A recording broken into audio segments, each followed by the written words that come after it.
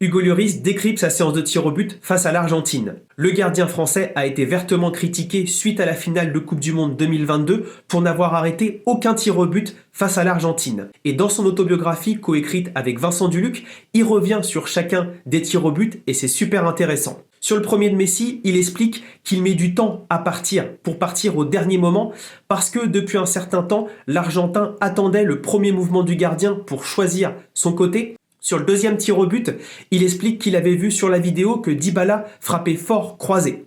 Cependant, on saura plus tard qu'Emiliano Martinez avait demandé à Dybala de frapper au milieu. Hugo Lloris l'a presque senti parce qu'il a laissé un pied traîner. Malheureusement, il n'a pas réussi à sortir sa frappe et ça continue de le poursuivre encore aujourd'hui lors de certaines nuits.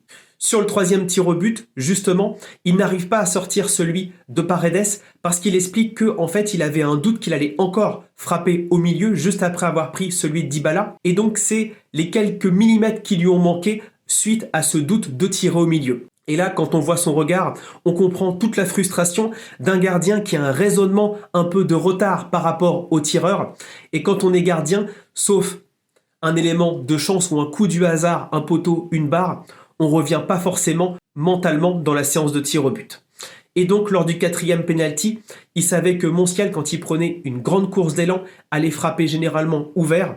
Cependant, dans l'euphorie, l'Argentin tente une feinte d'ouvert puis fermé et l'Argentine est championne du monde. Je trouve ça super intéressant de voir comment Hugo Lloris a perdu la guerre psychologique face au tireur argentin, mais surtout face à Emiliano Martinez. Dites-moi ce que vous en pensez en commentaire.